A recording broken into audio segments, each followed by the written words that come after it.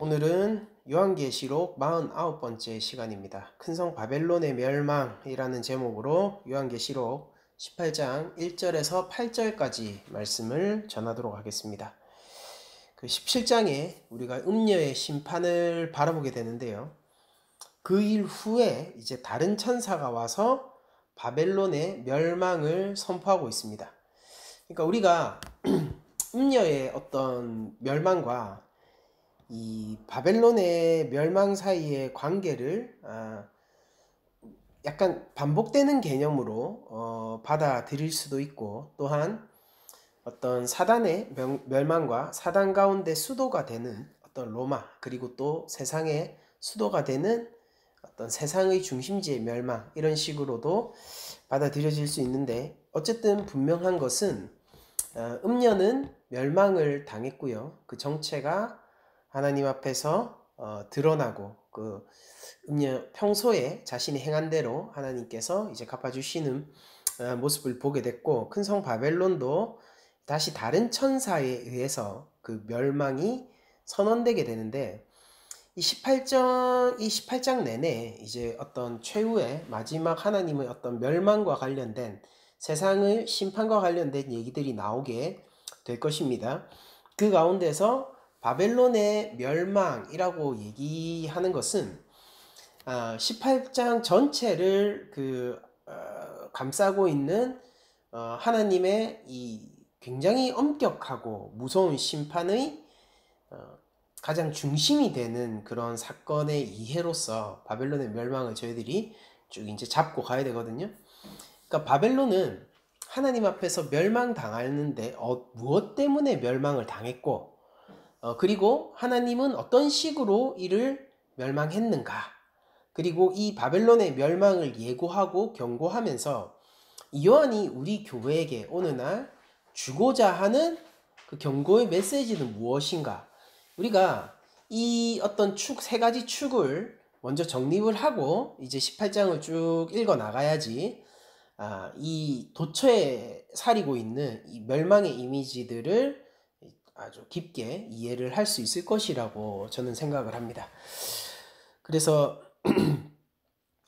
오늘 본문이 되는 1절부터 한번 보게 되면은요, 이 일 후에 다른 천사가 하늘에서 내려오는 것을 보니 큰 권세를 가졌는데 그 영광으로 땅이 환하여지더라 라고 기록이 되어 있습니다.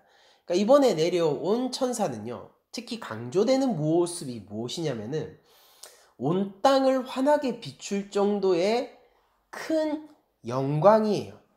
그러니까 우리가 음녀라든지 큰 성 바벨론, 이것이 사실 같은 그림에 대한 어떤 반복처럼 보이기도 하잖아요. 근데 이들을 휘감고 있는 이미지 중에 하나가 뭐냐면은 화려함과 사치와 보석과 부유함, 강성함, 권력, 이런 이미지들이죠.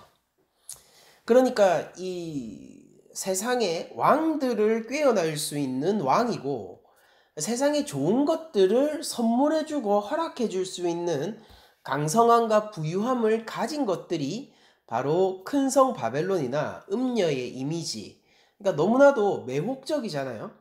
그런 이미지를 가지고 있는 것이 바로 큰 성 바벨론인데, 그렇기 때문에 그들이 권장하고 그들이 요구하고 있는 악의 길이라는 것이 매력적이었던 거잖아요. 그러니까 그냥 추악하기만 하고 더럽기만 하고 가까이 하고 싶지 않은 어떤 이미지가 나로 하여금 죄악의 길로 가자라고 꼬아내고 유혹한다고 한다면은 누가 그 길에 빠지겠습니까? 누가 그 손을 함께 잡고 그 길로 가겠어요? 근데 아름답고 사치롭고 호화롭고 너무나도 우리를 혹하게 할 만한 것들이 많기 때문에 그들이 제시하고 있는 죄악의 길이 우리의 마음을 동하게 할 만큼 매혹적으로 보이는 거잖아요. 그런데 오늘 하늘에서 하나님의 심판을 가지고 이 큰 성 바벨론을 멸망시키려고 온 천사를 보니 그 영광이 얼마나 크고 아름다운지 땅이 환하게 밝게 빛나게 되는데, 이것은 땅을 조명하고 밝혀 그 죄악들을 낱낱이 드러내는 역할도 하지만은 이것은 또한 바벨론이 기존에 가지고 있었던 그런 사치로움, 호화스러움, 아름다움 같은 것들의 빛을 발하게 하는 역할도 합니다. 그러니까 우리 성도들은 잘 생각해야 하는 것이 무엇이냐면은, 아무리 세상에 있는 그 세상이 가진 권세와 영광과 그 아름다운 것들이 우리를 매혹시키기에 충분한 것처럼 보인다 할지라도, 실제 하나님의 영광과 하나님의 아름다운, 하나님의 풍요로움과 하나님이 가지고 계신 그 하늘의 영광이라는 것은 우리들이 세상을 바라보면서 느끼는 그 어떤 유혹들보다도 큰 영광과 아름다움으로 하나님이 가지고 계시며, 또한 우리에게 지금 오늘날 공급하신다는 사실을 먼저 기억해야 될 필요가 있는 것이죠. 그렇게 영광의 천사가 이 땅 가운데 와서 이 큰 음성으로, 그러니까 여기서 나오는 그림은 여러분들 마지막 심판에 일어날 일에 대한 그림입니다. 역사적으로는요. 자, 아무튼 그 천사가 힘찬 음성으로 이렇게 얘기를 합니다. 아주 구약적인 언어를 사용해 가지고요, 선지자적인 외침이 생각나게 만드는 이 선포를 하게 되는데, 그게 바로 무너졌도다 무너졌도다 큰 성 바벨론이여 라고 바벨론의 멸망을 선포하고 있습니다. 그러니까 이제 무너질 것이다가 아니라 지금 바벨론이 정말로 무너졌다라는 것을, 심판당했다, 멸망했다라는 것을 선언하고 있는 것입니다.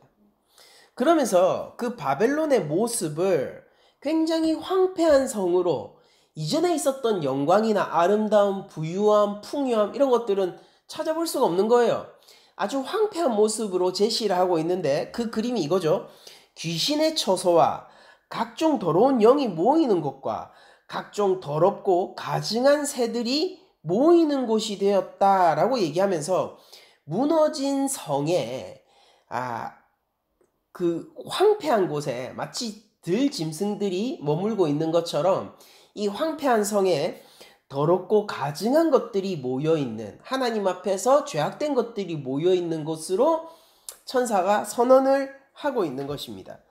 여러분들, 바벨론이라는 것이 무엇입니까? 바벨론은 우리가 신바벨론 제국의 수도였지 않습니까?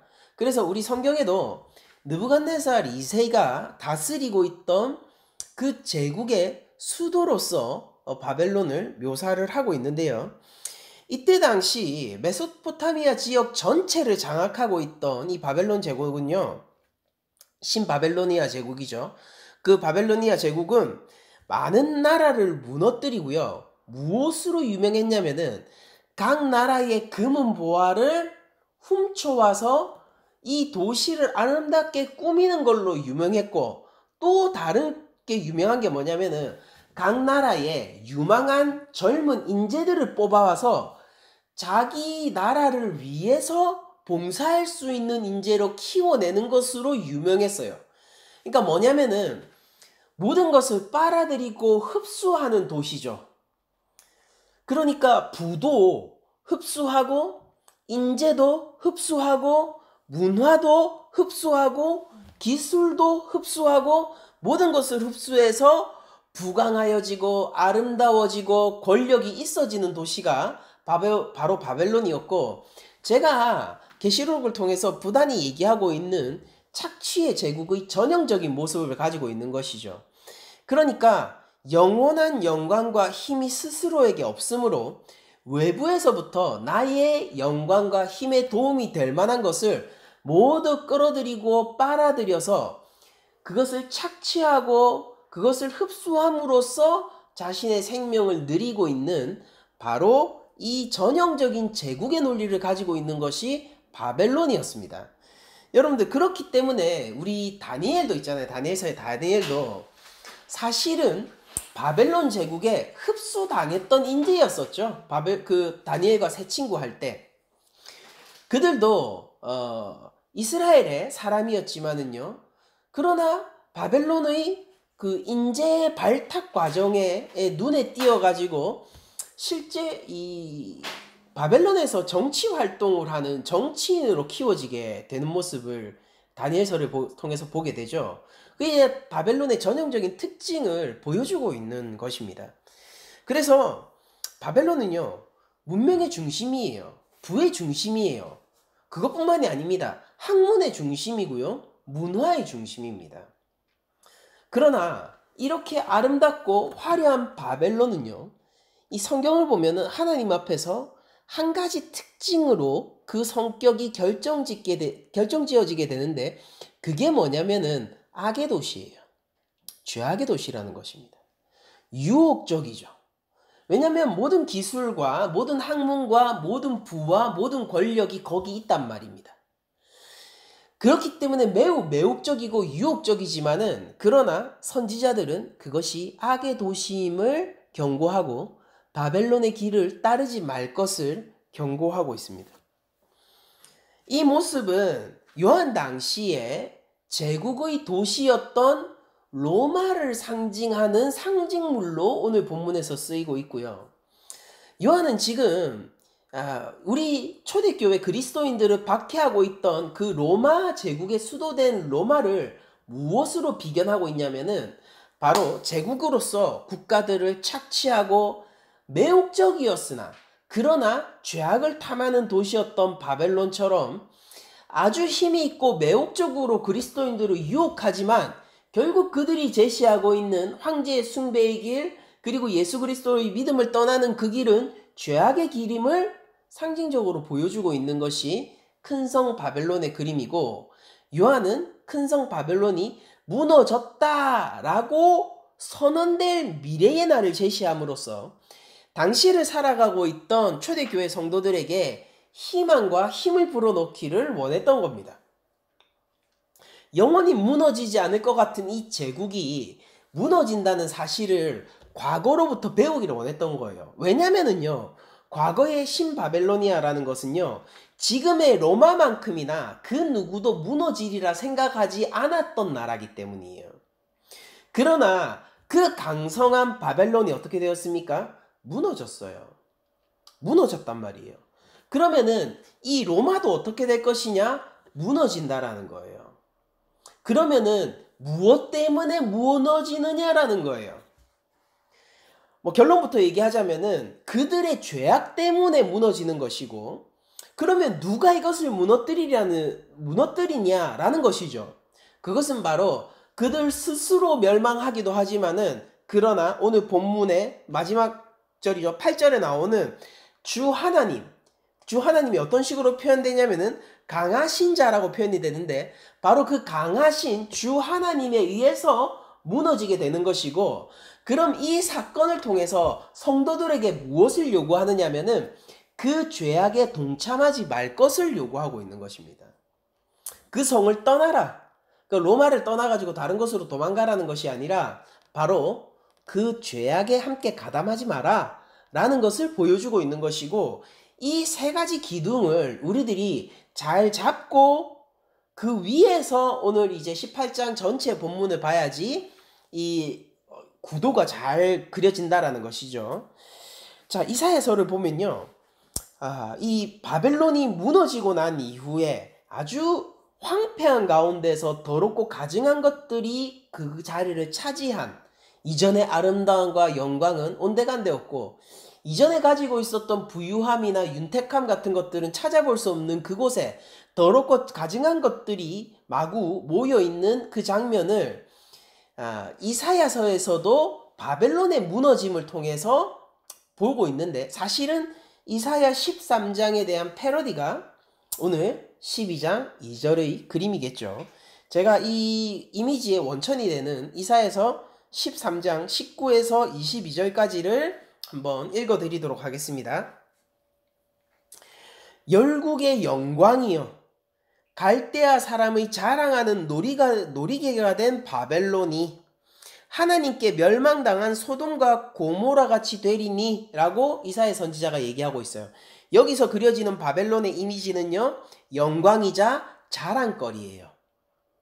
영광이자 이렇게 보여주고 싶은, 놀이개라는 게 막 가지고 논다라는 게 아니라 이렇게 남들에게 보여주고 싶을 정도로 이렇게 내놓고 보여주고 자랑하고 싶은 바로 그런 곳이 바벨론이다 라고 얘기를 하는데, 하나님께 멸망당한 소돔 고모라처럼 될 거다 라고 이 바벨론이 가장 융성한 시기에 이사야가 예언을 했습니다. 요한이 바로 그 태도를 이어받아 지금 이 로마가 가장 융성한 시기에 로마의 멸망을 예언하고 있는 것이죠. 이사야가 그리고 있는 바벨론의 멸망의 그림은 바로 다음 절에서 이어지는데요.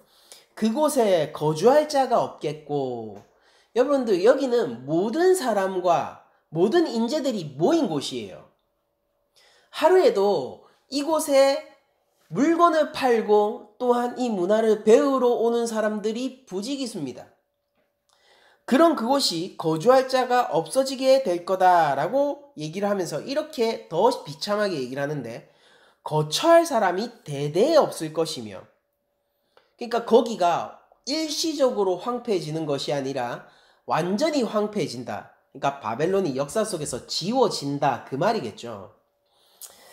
대대에 없을 것이며 아라비아 사람도 거기에 장막을 치지 아니하며 목자들도 그곳에 그들의 양떼를 쉬게 하지 아니할 것이요. 무슨 말이냐? 아라비아 사람 상인들도 그곳에 기거하지 않아요. 그러니까 물건의 유통이 사라지게 되는 것이죠. 또한 목자들도 양떼를 쉬게 하지 않아요. 무슨 말입니까? 거기는 풀 한 폭이 남지 않았다는 것입니다. 그러니까 아주 비참한 최후죠. 윤택했던 그 바벨론을 생각해 보면은 이런 예언이 얼마나 허무맹랑하게 들렸겠습니까? 그러나 이사야는 계속해서 이렇게 이야기를 이어가고 있습니다.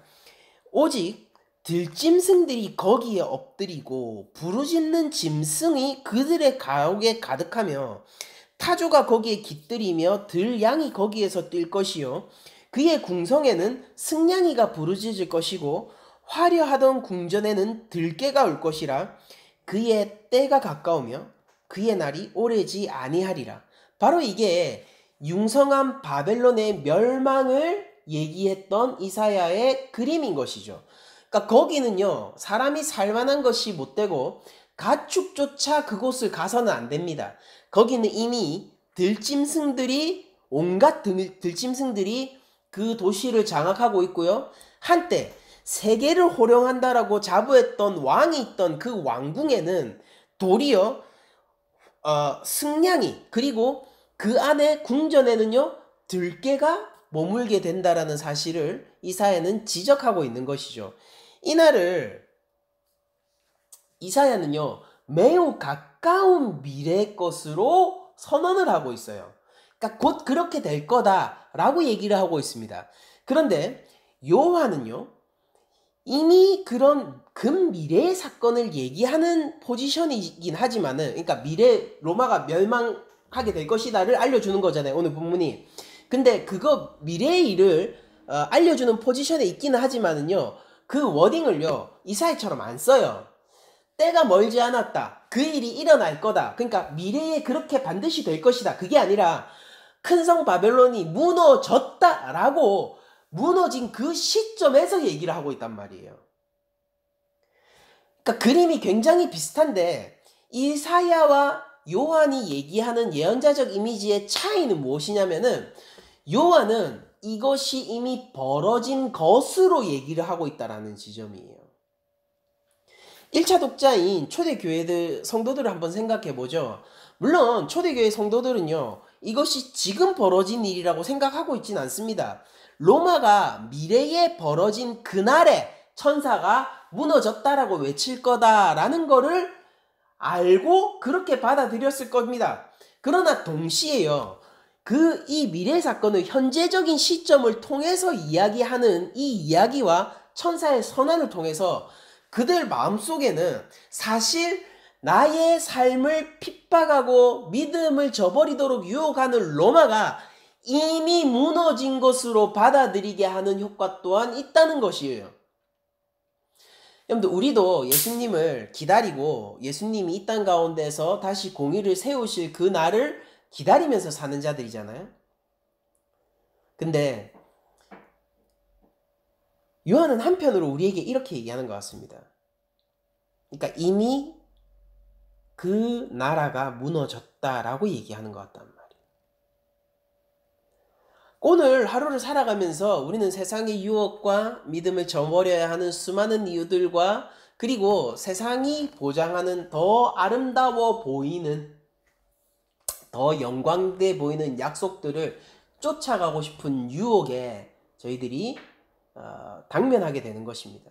그런데 오늘의 본문을 통해서 우리들은 여전히 활개치고 있는 그 세상 나라를 무너졌다라고 현재 시점으로 선언할 수 있게 하는 용기를 오늘 본문이 주고 있는 것만 같습니다.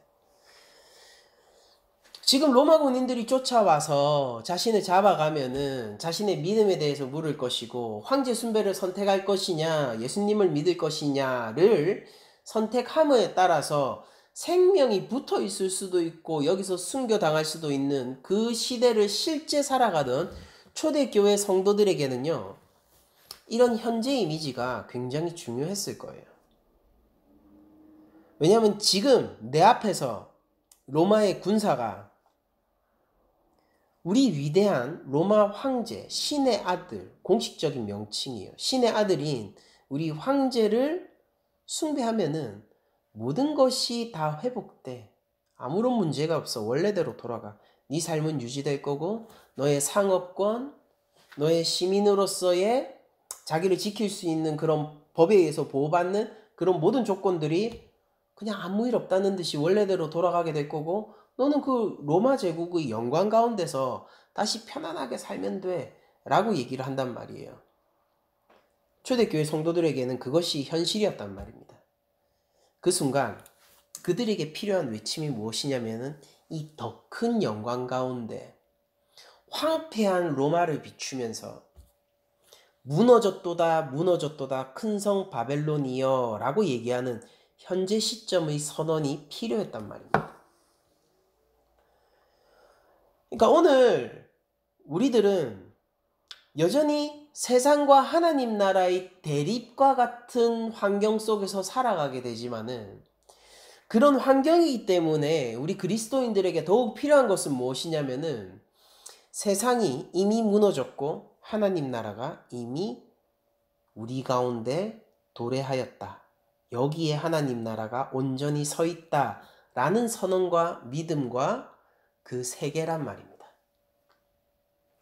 우린 믿음에 따라서 전혀 다른 세상을 살아갈 수 있게 되는 것이죠.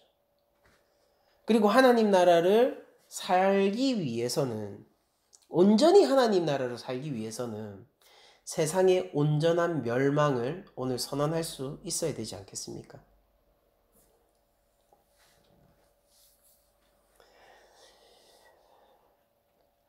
그러면서 3절을 보면은요, 이 황폐하게 이전의 영광은 찾아볼 수 없는 바벨론이 무엇 때문에 멸망하게 되었는지를 얘기를 해주는데 그 음행이라고 얘기를 하고 있어요. 음행이라고 얘기하는 것은 성적인 죄악을 얘기하고 있는 것이면서 동시에 구약의 선지자적 시점에서 봤을 때는 성적인 죄악과 우상 숭배를 동시에 일컫는 말이었죠. 그러니까 큰 성 바벨론과 로마 그리고 지금 이 세상은 우상의 제국과 마찬가지다라는 것입니다. 그 음행의 진노의 포도주로 말미암아 만국이 무너졌으며 그러니까 그들은 스스로만 하나님을 떠나 하나님을 대적시하고 우상을 섬기는 것이 아니라 다른 나라들도 그 길에 동참하게 한 거예요. 유혹하고 무엇으로? 자신이 가지고 있는 아름다움과 화려함으로 유혹했죠. 그러나 이제 이 황폐화된 섬 바벨론에서 무엇을 찾아볼 수 있습니까? 영광을 뽐내고 영광을 빛내고 있는 것은 하나님의 심판을 선언하는 천사 외에는 없습니다. 음행의 진노의 포도주로 말미암아 만국이 무너졌으며 또 땅의 왕들이 그와 더불어 음행하였으며 땅의 상인들도 그 사치의 세력으로 치부하였도다 하더라. 그러니까 돈과 아름다움과 화려함은 스스로만 멸망으로 가는 것이 아니라 다른 모두를 멸망으로 이끌고 가는 유혹의 재료가 된 거예요. 그것 때문에 큰 성 바벨론이 멸망하는 겁니다. 이게 이유예요. 이게 이유. 그러면서 하늘에서 다른 음성이 들려서 이 사건에 대해서 이 바벨론의 무너짐에 대해서 한 가지 경고를 주고 있는데 그게 무엇이냐면은 4절 또 내가 들으니 하늘로부터 다른 음성이 나서 이르되 내 백성아 거기서 나와 그의 죄에 참여하지 말고 그가 받을 재앙들을 받지 말라. 그러니까 죄에 참여하지 말고 그 죄에 참여하지 않음으로써 재앙을 피하라라고 공고를 하고 있는데 그의 죄가 어느 정도 수준이냐면요. 그의 죄는 하늘에 사무쳤으며 하나님은 그의 불의한 일을 기억하신지라. 그러니까 이 음행의 진노의 포도주를 스스로 만들고 마실 뿐 아니라 주변 모두에게 나누어 준 그것으로 돈과 우상 숭배로 모든 일들을 이끌고 가게 한 이 바벨론이 하늘에 사무치는 죄악의 레벨까지 죄악을 저질렀고요. 그러니까 한두 번 실수한 게 아니에요. 하늘에 사무칠 정도로 그 길로 끝까지 갔고 그 길로 끝까지 가는데 성공한 것입니다. 음행의 진노의 길을요. 끝까지 간 거예요. 그 길을 관철한 거예요. 대단한 진행력이고 돌진력이고 대단한 힘을 가지고 있는 어둠의 길인 것이죠. 죄악의 길인 것이죠. 끝까지 관철한 거예요. 하늘에 사무칠 정도로 관철한 겁니다. 그리고 하나님은 그 불의한 일을 기억하시고 계세요. 그래서 그에 대한 대가로 그 죄에 대한 대가로 6절에 그가 준 대로 그에게 주고 그의 행위대로 갑절을 갚아주고 그가 섞은 잔에도 갑절이나 섞어 그에게 주라 라고 얘기를 하고 계신 것입니다. 여러분들 보세요. 하나님은요. 우리가 행한 대로 우리에게 갚아주십니다. 그런데 갚아주실 때에 재밌는 사실이 있는데 죄악에 대해서는 갑절로 갚아주시고요. 우리가 잘한 일에 대해서는요. 100배로 갚아주세요. 하나님은 기본적으로 사랑과 인자의 하나님이시지만은 동시에 공의의 하나님이고요.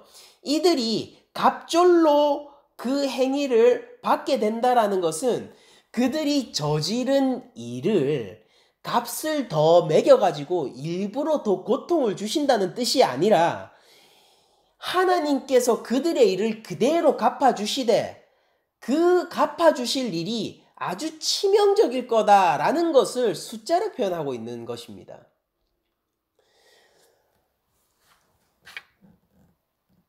왜냐면은 그들은 이미 치명적으로 하나님을 위협하길 원하거든요. 그대로 갚게 될 것입니다. 차이가 있다면 그들은 힘이 있어 보이고 큰 성 바벨론, 로마, 세상, 사단은 힘이 있어 보이고 우리가 볼 때는 권세와 능력이 있어 보이지만은 그러나 그들의 힘은 하나님에게 닿을 수 없고요. 하나님을 무너뜨릴 수 없고 하나님에게 생채기 하나 낼 수 없고 심지어 하나님의 허락 없이는 아무것도 할 수 없으나 하나님은 그들과 다르게 하나님의 진노로 그들을 거꾸로 틀릴 수 있다는 것에서 차이가 있는 거예요. 사단이 그 마음이 치명적이지 않느냐라고 하면은 치명적입니다. 그러나 다만 그들은 하나님을 이길 힘이 없어요. 그럼 진정으로 치명적인 것은 무엇이냐?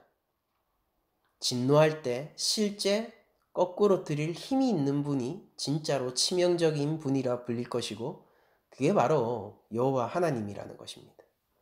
그들은 그들의 마음 그대로 하나님을 배반하고 하나님을 찌르기를 원했던 그 마음 그대로 예수 그리스도를 십자가에 올려 어떻게든 죽이기를 원했던 그 마음 그대로 하나님의 진노 가운데 동일하게 자기 마음을 책임져야 할 거예요. 힘이 없는 그들과 힘이 있는 하나님은요. 천지 차이라는 것을 그때 알게 될 거라는 것이죠. 우리 백성들은 하나님의 백성들은 그곳에서 나와야 합니다. 그렇게 우리 스스로를 지키고 하나님의 진노를 피하도록 해야 되는 거예요. 그러니까 여기서 보여주는 이미지라는 것은 무엇이냐면은 바벨론의 힘, 로마의 힘, 세상의 힘, 그들의 영광, 세상의 영광 이런 것들은 나중에 한순간에 사라지게 될 뿐 아니라 그들이 추구하고 있는 그 길을 끝까지 가다 보면은 결국 이 힘없는 자들의 길을 따라간 대가로 힘 있는 하나님의 복수를 당하게 될 거라는 겁니다. 예전에 일본 꽁트 가운데서 이런 꽁트를 봤었던 기억이 나는데, 이 세 명이 모여가지고 은행을 털기 위한 계획을 세우는 거예요. 은행을 털기 위한 계획을 세워서 그들이 회의를 하고 다음날 은행을 털어가지고 자기 아지트로 돌아옵니다. 그런데 그 세 명이 각자 맡은 일이 있고 얼마나 이 돈을 털기를 원했냐면요, 실제 은행을 털어서 도망치는데 성공할 만큼 그들의 그 실행력이나 아니면 돈을 털고자 하는 욕망이 굉장히 강했던 거예요. 근데 어디가 코미디 부분이었냐면은 거기서 그들이 실수하는 장면들을 계속 보여주는 겁니다. 그래, 이런 일은 어떻게 됐어? 라고 했을 때 뭐 CCTV를 막지 못했다든지, 자기가 오는 길에 그 흔적을 뿌리고 왔다든지, 뭐 이런 아이러니한 상황들을 통해 가지고 경찰에 결국 붙들리게 되는 그런 해프닝으로 이 꽁트를 구상한 것을 예전에 본 기억이 있는데요. 여러분들, 그러니까 사단과 그 세력이라는 것, 이 세상이라는 것은 그 바보 은행 강도와 거의 비슷한 거예요. 그러니까 그들에게 악한 결의가 있는가? 결의가 있어요. 그것을 끝까지 밀고 나가고자 하는가? 그 의지도 있습니다. 그리고 실제 실행할 행동력이 있는가? 행동력도 있어요. 그래서 돈을 털어오는 거죠. 그러나 그들이 지혜로운가? 지혜롭지 않아요. 모든 흔적을 다 남기고 왔어요. 막 복면을 쓰고 있어야 되는데 복면을 순간 벗은 거예요. 왜냐면은 자기가 꽃가루 알레르기가 있어서예요. 뭐 그런 식인 거예요, 개그가. 그러면은 그 모든 과정 가운데에서 그들은 은행을 터는 과정에서 단 한 번도 성공할 만한 일을 해본 적이 없는 겁니다. 그러니까 성공할 만한 능력이 없는 거예요. 그 의지와 결단만 있는 것이죠. 실행만 있는 것이지 실제 힘이 없는 겁니다. 사단이 우리에게 제시하는 길, 세상이 우리에게 제시하는 길이라는 것은 하나님 없이 잘 살 수 있는 길이에요. 한마디로 얘기하면 하나님 없어도 내가 잘 살 수 있고 심지어 하나님을 대적하고 잘 살 수 있는 길이란 말이에요. 그 의지가 확고하고 그 길이 끝까지 갈 수 있을 것 같아서 거기에 편승하는 순간 어떻게 되느냐면요, 마지막에 가서 실제로 그들이 그것을 성공할 만한 힘이 없다는 것을 알게 될 것이고, 하나님은 모든 것을 기억하시고 그 일에 대해서 대가를 치를 만한 힘이 있는 분이라는 걸 알게 될 거란 말입니다. 십자가에 달리신 예수님을 보면서 사람들은 저기에서 달려 죽는 힘없는 왕이 어디 있느냐라고 비웃었습니다. 로마의 군사들이 그 조롱의 의미로 이스라엘의 왕이라는 팻말을 붙여놨었단 말이에요. 조롱의 의미로. 그 끝에 가서 보게 되는 건 뭔지 아세요? 그들이 그렇게 조롱하고 끝까지 걸어간 그 길 끝에 그들은 결국 하나님을 벗어날 만한 힘이 없었다는 사실, 그 능력 자체가 전무했다는 사실, 자신이 걸어온 걸음 하나마다 하나님을 떠날 수 있는 능력을 베풀 만한 일을 한 번도 해본 적이 없다라는 바보 강도와 같은 일을 했구나, 이걸 깨닫게 될 거고, 그들이 마주하게 될 현실은 뭐냐면은요, 영광 가운데 있는 천사이며 그보다 더 큰 영광 가운데 있는 예수 그리스도이며 찬란한 영광으로 빛나는 하나님 나라일 거란 말이에요. 그리고 이것을 우리가 현재형으로 받을 수 있을 때에 우리가 오늘을 살아가는 하나님의 병사로서, 군사로서 힘있게 걸어갈 수 있는 그 이미지의 원천이 될 거라는 것입니다. 우리가 죄를 떠나서 하나님 나라를 붙들어야 되고 예수님을 붙들어야겠죠. 7절에 계속해서 하늘의 음성이 이렇게 고백하고 있죠. 그가 얼마나 자기를 영화롭게 하였으며 사치하였든지. 여기서도 바벨론에 대한 주요한 이미지는 뭐냐면요, 영화로운 것이에요. 그는 얼마나 영화롭게 하고 사치하였든지 간에 그때 가면 어떻게 되는 겁니까? 그들은 실제 힘이 없으므로 실제 힘 있는 하나님 앞에서 고통과 애통함을 겪게 될 겁니다. 이들이 추구하는 영화로움은요, 하나님의 영광이 아니기 때문이에요. 세상의 영광이기 때문이에요. 그래서 모든 영광이 사실 하나님께 있음이 드러날 때 그들은 어떻게 되겠습니까? 상실을 겪게 될 거고, 고통을 당하게 될 거고, 애통하게 될 거라는 것입니다. 그러면서 큰성 바벨론은 이렇게 얘기하고 있습니다. 그가 마음에 말하기를 나는 여왕으로 앉은 자요 과부가 아니라 결단코 애통함을 당하지 아니하리라 라고 얘기를 하고 있어요. 여러분들 구약에서 과부에 비견되는 이미지가 원래는 이스라엘이었죠. 이스라엘이 위로받기를 거절해요. 왜냐면 과부 같아서요.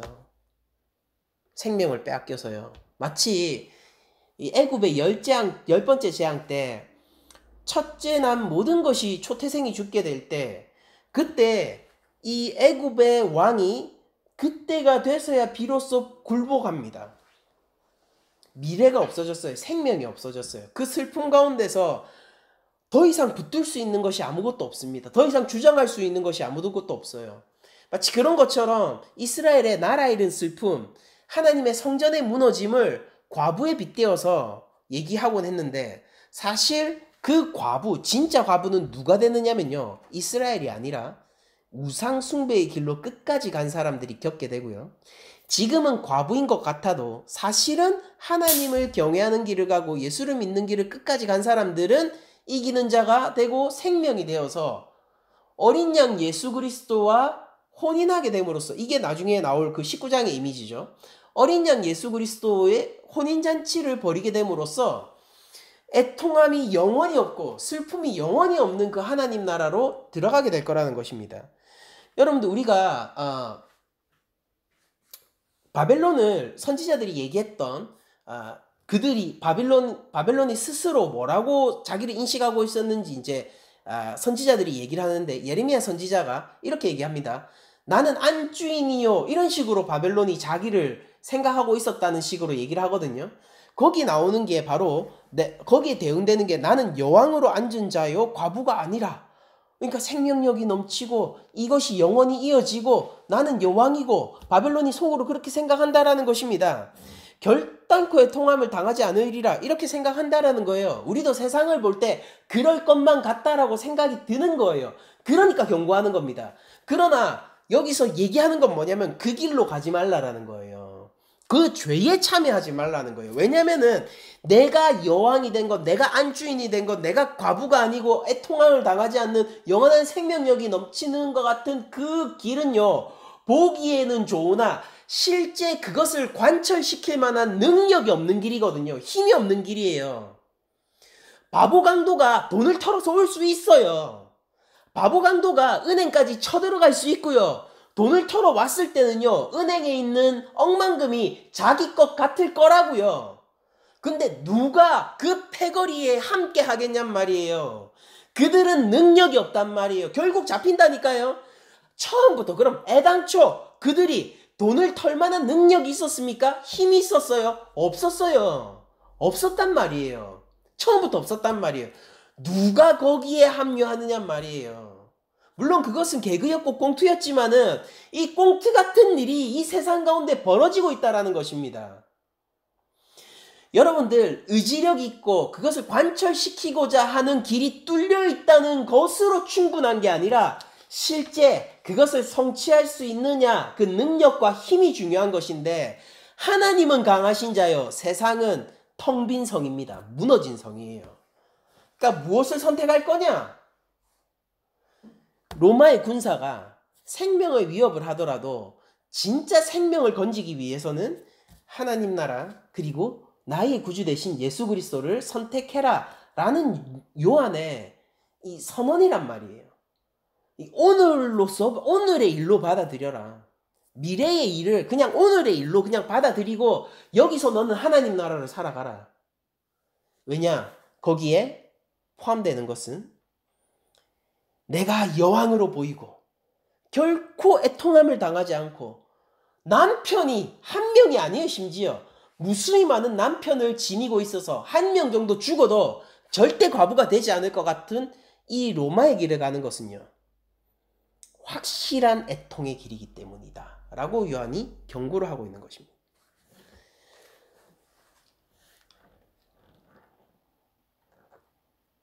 8절에 이렇게 얘기하고 있죠. 그러므로 하루 동안의 그 재앙들이 이르리니 로마가 쌓아놓은 모든 것이 아무리 찬란할지라도, 아무리 확실해 보일지라도, 영원할 것 같더라도 그것이 무너지는 데 필요한 시간은 단 하루입니다. 찰나의 순간이에요.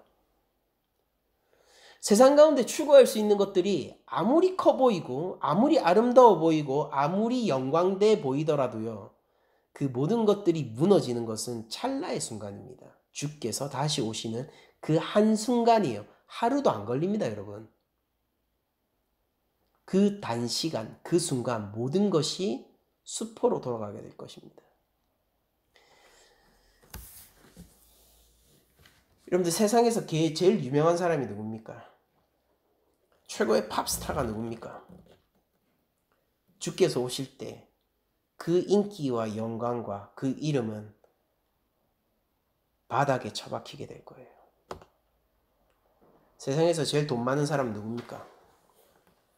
주께서 다시 오실 때에 온 우주를 자신의 것이라 주장하는 하나님 앞에서 자신이 손에 쥔 것이 한 줌 재밖에 안 되는 게 그 순간 드러나게 될 것입니다.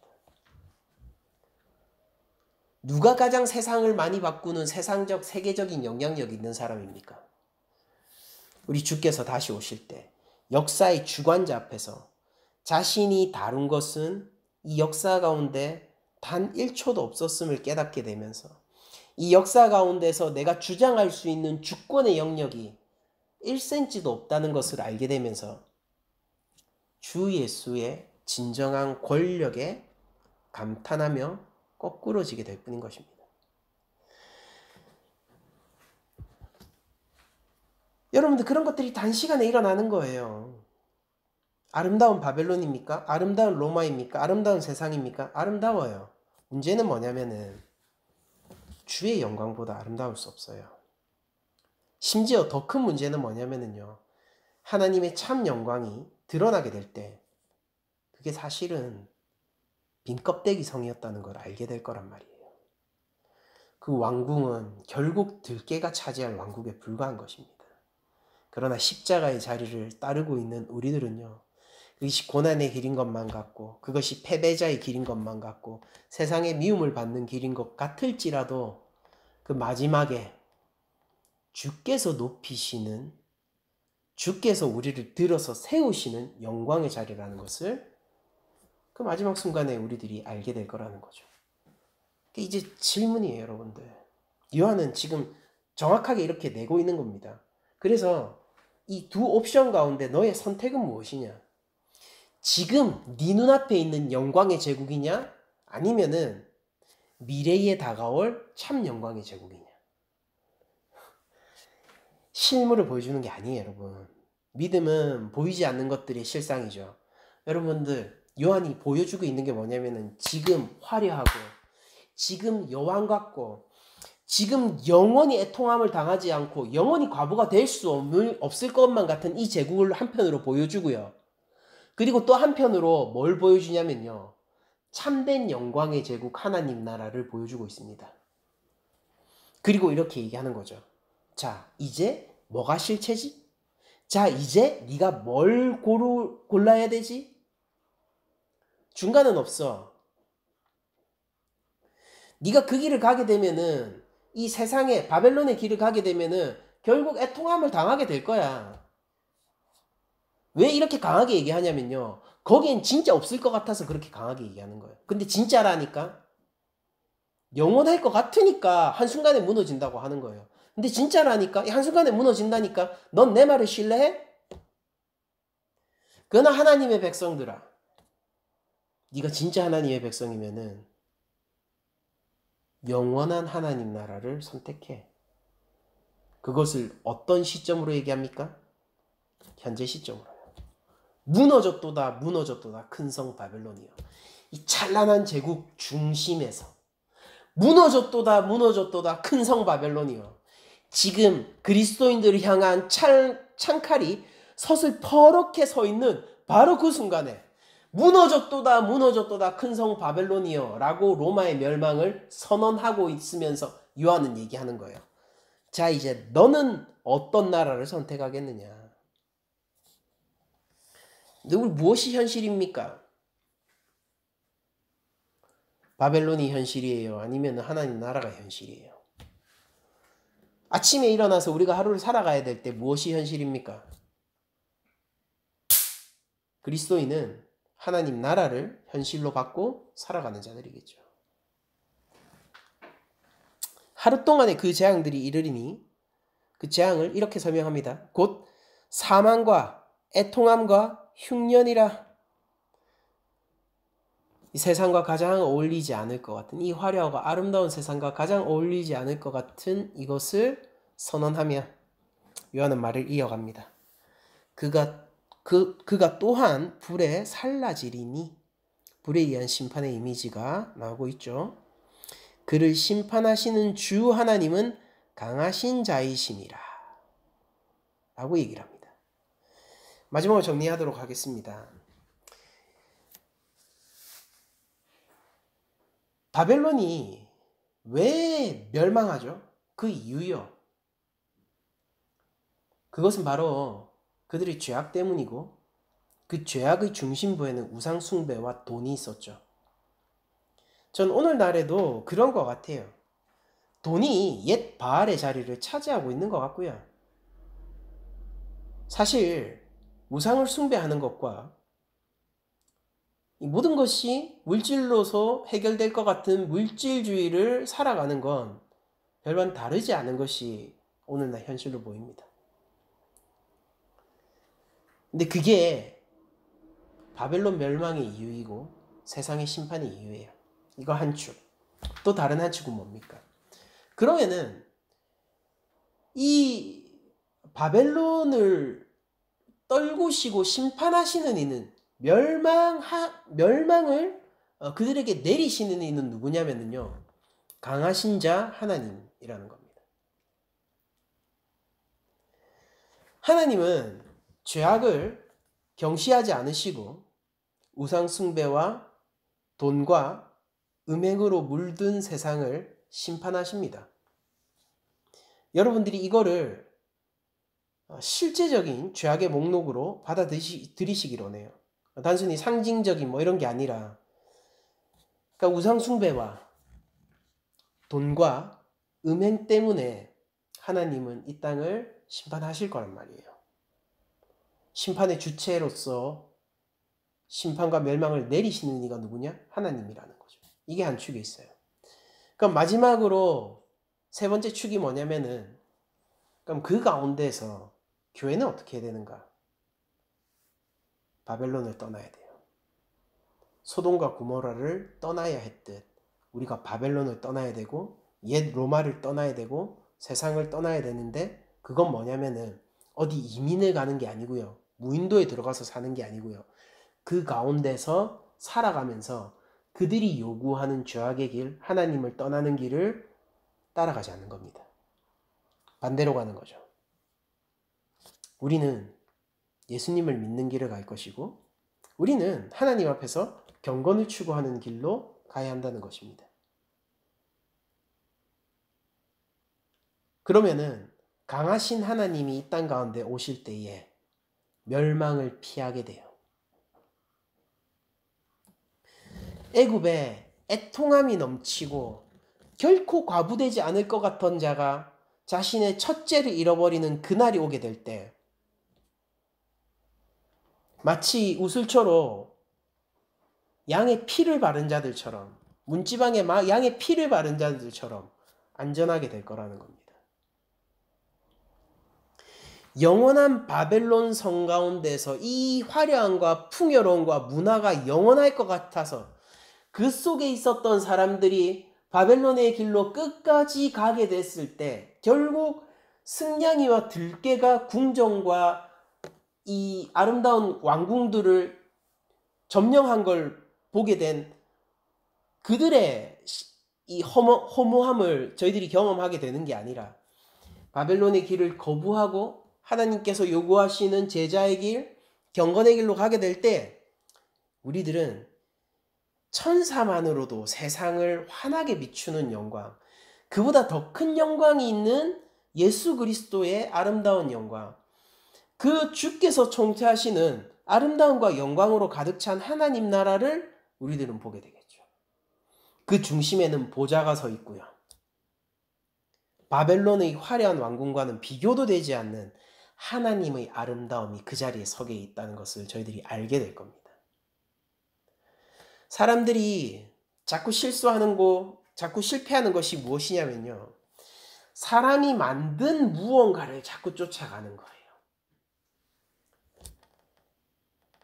사람이 만든 화려한 무언가를 쫓아 그것을 갈망하죠.